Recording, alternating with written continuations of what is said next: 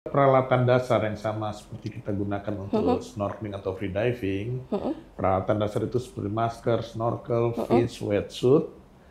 Ada tambahan untuk rekreasi kita adalah menggunakan eh, tabung untuk scuba, Oh, tabung ya ya ini ya. seperti ini, dan juga ada BC, yaitu buoyancy kompensator untuk mengimbangi eh, daya apung kita di dalam, jadi kita supaya tidak naik ataupun turun terlalu sering.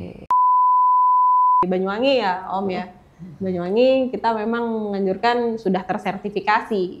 Jadi at least sudah open water, boleh nyelam di Banyuwangi. Terus kayak di mana Komodo ya Om ya. Komodo itu mungkin dianjurkan advance seperti itu. Jadi beberapa site memang ada pertimbangan masing-masing. Ya. Jadi setelah belajar nih tadi Tribuner kalau pintu awalnya adalah open water itu, tapi ketika kita keliling nih beberapa tempat di Indonesia memang membutuhkan sekolah lanjutan karena medannya ya, medan bawah lautnya yang juga pengalaman kita diperlukan di sana.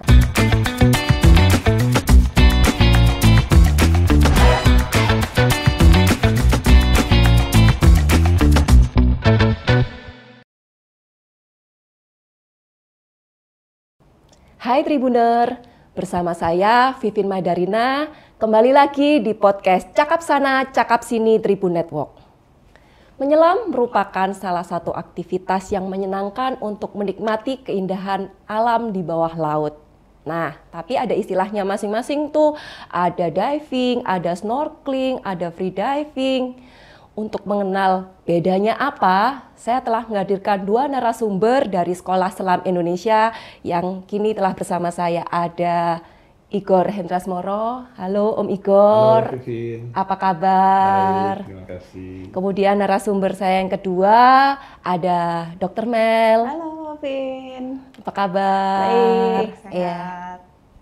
Mereka berdua adalah instruktur dari tim Sekolah Selam Indonesia yang akan berbagi dengan kita hari ini. Nah, tadi saya penasaran nih, karena banyak yang masih tumpang tindih itu sama bahasanya. Mungkin kita detailin satu-satu gitu. Apa sih diving, free diving juga yang mungkin dikenal juga akhir-akhir ini. Kemudian snorkeling ya, itu bedanya apa sih? Mungkin dari Om Igor dulu ya. Oke, dimulai dari urutan pertama kita bisa bilang ada aktivitas snorkeling. Ya kan, snorkeling itu kita menggunakan peralatan seperti masker, snorkel, fins. Kita di permukaan saja sambil melihat ke bawah ke dalam air. Ada juga berikutnya adalah free diving, sama peralatannya sama seperti snorkeling. Cuman kalau mungkin di free diving fins-nya lebih panjang karena membutuhkan power atau tenaga untuk dia harus bisa melakukan penyelaman ke bawah dengan satu tarikan nafas. Seperti itu. Tidak menggunakan alat bantu. Tidak menggunakan alat bantu. Ya. Baru ada juga scuba diving di mana scuba itu merupakan alat bantu pernafasan untuk kita melakukan penyelaman. Dan untuk di scuba diving ini juga kita ada beberapa kategori, mulai pertama misalnya rekreasi, itu tujuannya untuk melihat-lihat pemandangan bawah air.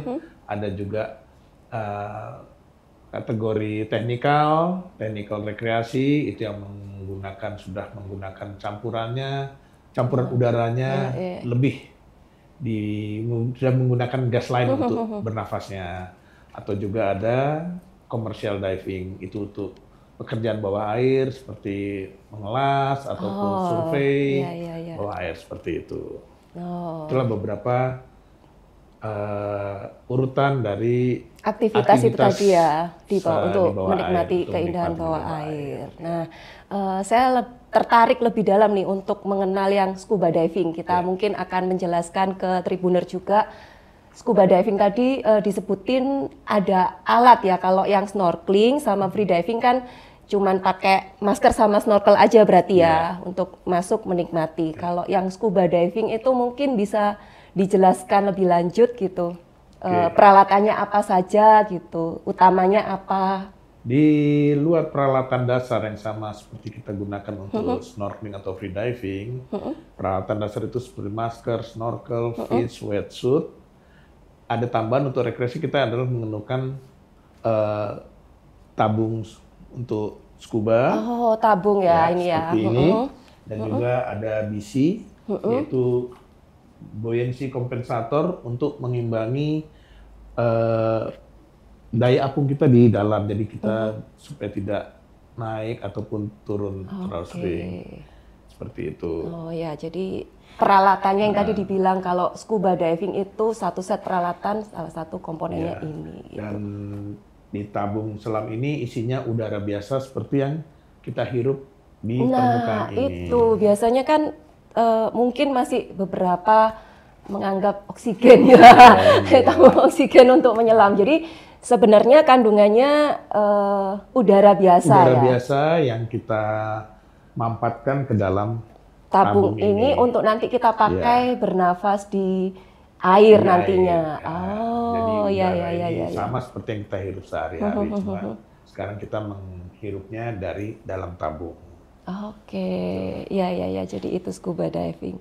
Terus apa sih nikmatnya scuba diving mungkin Dokter Mel dibanding mungkin ini kan teman-teman juga dari instruktur dan memang sering jalan-jalannya pakai scuba, nggak snorkeling, nggak free dive gitu ya. Apa sih bedanya dan nikmatnya buat Dokter Mel kalau memilih scuba ini? Scuba diving ini perspektif pribadi ya, senangnya di mana. Kalau saya pribadi, saya menemukan sebuah ketenangan waktu saya diving. Itu karena kita nikmatin underwater itu adalah sesuatu skill yang berbeda dari yang lain gitu. Kita bisa free diving mungkin ya atau snorkeling gitu. Ada orang penikmat free diving juga. Kalau saya lebih menikmati scuba diving karena ya dari saya menikmati itulah akhirnya saya kepingin mendalami lagi. Jadi itu awal mula kenapa saya akhirnya menjadi professional diver. Itu udah seneng sekali dengan diving. Tenang, terus sesuatu hal yang baru yang kadang soalnya kita diving di suatu daerah di pulau mana itu perairannya di bawahnya tuh beda-beda gitu.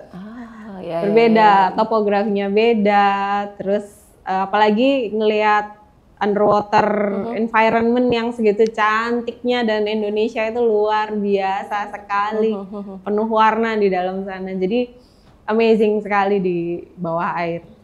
Karena pingin menikmati keindahan Indonesia yang beragam itu, akhirnya Dokter Mel lebih di Indonesia suka aja. Ini ya, suka memilih scuba diving ini tadi ya, karena bisa menikmati lebih lama ada udara tadi. Kalau Om Igor sendiri, kenapa nih scuba diving gitu? Ya, pertama karena mungkin waktu kecil tinggal di Manado, sekian tahun yang sering mainnya di pantai. Terus juga waktu kuliah ada klub diving di kampusnya. Ya udah terus sampai sekarang seperti itu. Kecanduan ya kalau diving itu ternyata ya. Dan akhirnya bisa dijadikan satu profesi. Akhirnya jadi profesi. Dari hobi jadi profesi. Iya. Nah, ini tadi karena ya ternyata bisa menikmati keindahan bawah laut lebih lama gitu ya dengan peralatan ini. Belajarnya nih, gimana sih belajar jadi penyelam terutama untuk yang scuba diving ini? Om Igor dulu mungkin ya. Jadi untuk di Indonesia ini sekarang sudah banyak sekali untuk tempat-tempat belajar diving. Yang pasti untuk diving ini pertama kita harus tidak takut air dulu, ya kan? Tidak takut air, minimal bisa berenang, tidak harus jago tapi bisa berenang saja. Ya, terus untuk lanjutannya bisa memilih operator selamnya, ya, dengan berbagai agensi, ya seperti yang umum ada di Indonesia ini ada NAUI, yaitu National Asosiasi Underwater Instructor, ada juga SSI, Scuba School International, ada juga PEDI, Professional Association of Diving Instructor, ya, dengan ada juga beberapa lagi lainnya di Indonesia ini. Seperti Ya, itu. itu tadi berarti SIM-nya lah ya, surat izin menyelamnya diterbitkan oleh beberapa agensi itu bisa kita pilih gitu ya. Karena kalau kita mau menyelam, mau menikmati keindahan bawah air di berbagai tempat, kita harus punya sertifikat. Oh, biasanya ditanyain ya. Ditanyakan, sudah punya sertifikat dengan berbagai tingkatan. Ya. Minimal ada level pemula, open water diver, ya kita sudah bisa menikmati keindahan bawah air di mana-mana. Iya, Itu mungkin dokter. Iya, oke. Dokter Mel, jadi ya sekalian nyambung untuk syarat kita belajar scuba diving tadi gitu ya. Kira-kira start dari usia berapa sih untuk apa namanya boleh kita mencoba belajar ini gitu? Sama termasuk tadi syarat-syaratnya ya. Iya. Jadi mulai 11 tahun itu sudah bisa belajar diving. Jadi boleh itu ya. sudah masuk di certification junior open water. Oke. Ya, jadi mulai 11 tahun tuh kira-kira SD ya. Ya, SD, SMP itu SD, udah boleh. Nah, yang penting itu tadi, jadi nyaman di air, nggak takut sama air. Tapi kalau ada pertanyaan kan, tapi saya tuh nggak bisa berenang atau saya takut lihat ke bawah itu takut. Nah, itu adalah suatu tantangan bagi bagi instruktur ya. Iya. Biasanya soalnya kepingin, apalagi sosial media saat ini ya gitu kan. Kepingin tapi saya takut tuh lihat gelap itu tantangannya memang. Jadi gimana kita menyamankan dulu. Nanti begitu dia udah nyaman dengan air, kita ajak berenang, kita ajak snorkeling mungkin. Nah, itu pendekatannya beda ya dengan yang dewasa mungkin. Jadi mulai 11 tahun udah boleh belajar diving. Oke, udah bisa belajar ya. Kalau syaratnya itu tadi pokoknya nyaman dulu Nyaman di dulu air aja lah ya, dengan gitu air. nggak panik sama Ya, karena air. kalau skill itu nanti pasti bisa dipelajari. Cuman kalau nyaman dengan air ini yang harus startingnya kita harus sangat hati-hati supaya jangan sampai kalau kita pendekatannya salah, kita sedikit memaksa atau demanding, nanti malah jadinya trauma. Ya. Gitu. Yang Jadi pengennya jadi hobi malah takut coba lagi nanti. Harus seneng dulu. Gitu. Iya. Jadi itu tadi ya, mulai dari dini lah ya kita bisa tribuner yang mungkin ingin mengenalkan putra-putrinya, bisa juga untuk mulai mengenalkan aktivitas scuba diving ini gitu ya. Atau satu lagi nih, untuk mau tahu, bisa kita ada yang namanya program Try Scuba. Oke. Kita bisa coba dulu di kolam renang. Kalau kita fasilitas kolam renang kita ada di Prima Laras, Darmo, dan situ orang bisa untuk tahu dulu, mengenal dulu, memahami dulu bagaimana nyaman apa dia tidak dengan scuba. Nah, setelah itu baru dia bisa menentukan saya mau lanjut kursus atau apa. Gitu. Jadi ada icip dulu lah ya. Coba-coba dulu. Coba-coba dulu, karena itu tadi ya, kita nggak hanya belajar berenang itu, tapi ya satu set ini yang kita cobakan untuk. Karena orang terbiasa kan nggak nyaman ya, maksudnya buang nafas, ada sesuatu di mulut untuk bernafas.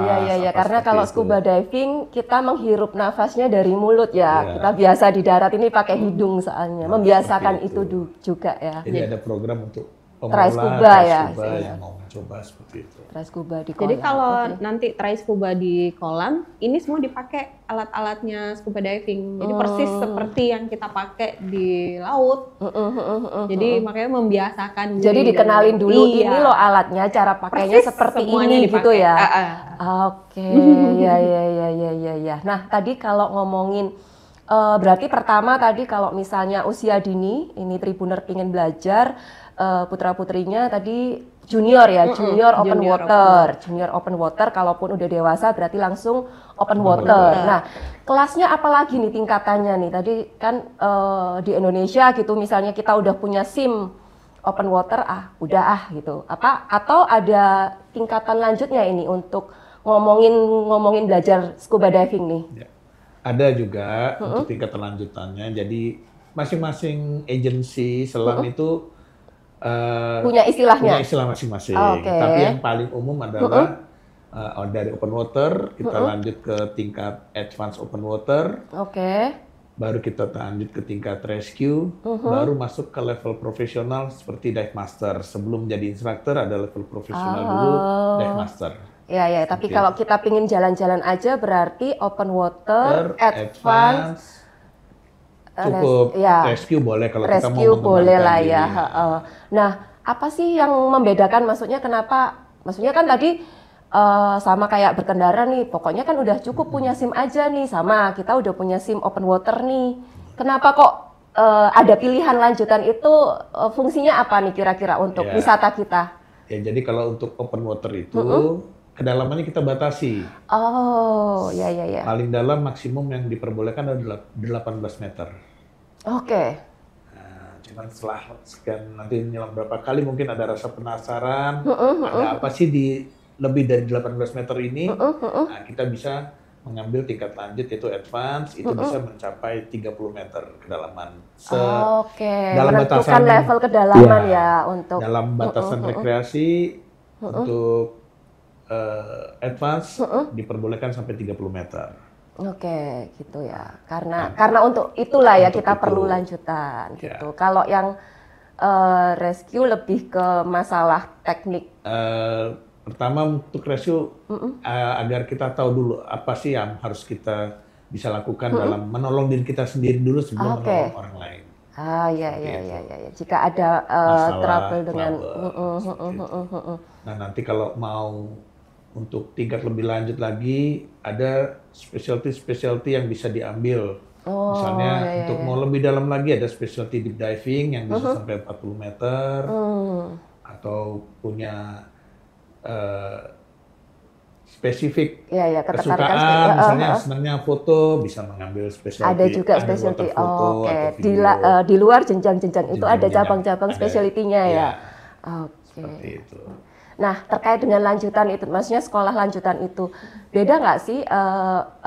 Maksudnya side dive-nya misalnya nanti atau cukuplah saya sampai nanti open water aja atau menentukan nih side dive-nya juga, Dr. Mel? Jadi kita dari open water ini seperti tadi Om Igor udah jelaskan, kita batasi kedalamannya. Jadi seorang instruktur atau guide itu juga pasti akan melihat siapa yang dibawa. Jadi kita akan batasin 18 meter. Namun kalau misalkan kita mau lebih tahu lagi dan ada beberapa skill memang yang diajarin di advance ya. Jadi itulah sebabnya beberapa orang memilih saya di advance aja mungkin udah cukup karena saya mau rekreasi aja ke seluruh Indonesia. Disarankan memang ada dive site itu yang mempersyaratkan paling tidak dia advance.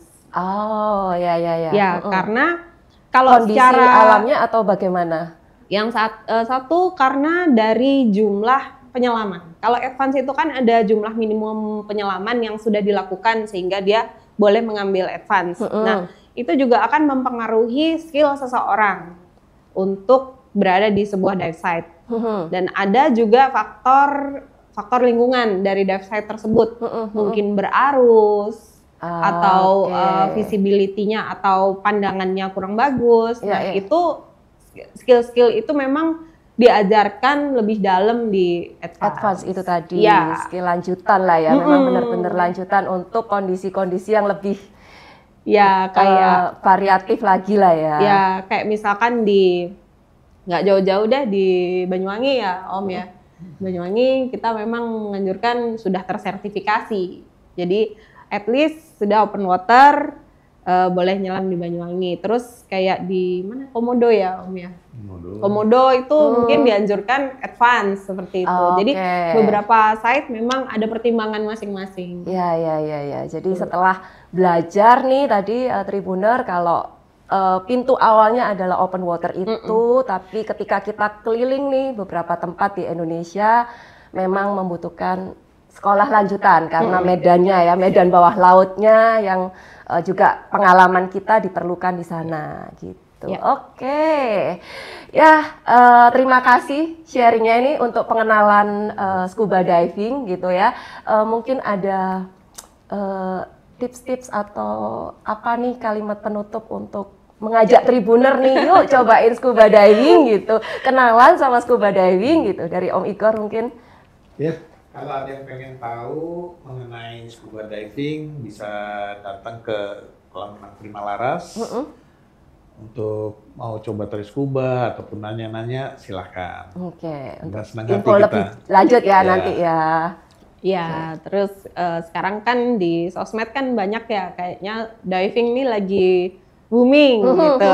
Nah, mungkin teman-teman penasaran di Jawa Timur tuh di mana gitu. Nah, itu boleh tanya-tanya ke kolam Prima Laras atau mau coba-coba di kolam juga boleh. Atau bisa cek di sosial media kita. Sosial media boleh disebut sosmed kita juga ada di Dive Wonderful Indonesia, terus di Sekolah Selam Indonesia juga bisa. Jadi coba lihat-lihat aktivitas kita di situ, kalau ada yang menarik langsung DM aja. Oke. Terima kasih Om Igor, Dr. Mel untuk sharingnya. Tribuner, jadi itu tadi ya, ternyata memang ada macam-macam aktivitasnya, mulai dari snorkeling, kemudian free dive, dan yang kita perdalam tadi kita diskusi masalah scuba diving. Dan untuk menikmati keindahan alam Indonesia, paling nggak Tribuner coba untuk mengambil sertifikasi dimulai dari open water, dan ada lanjutan-lanjutannya untuk menikmati keindahan Indonesia lainnya. Baik, sampai jumpa lagi di Cakap Sana, Cakap Sini. Download Tribun X sekarang, menghadirkan lokal menjadi Indonesia.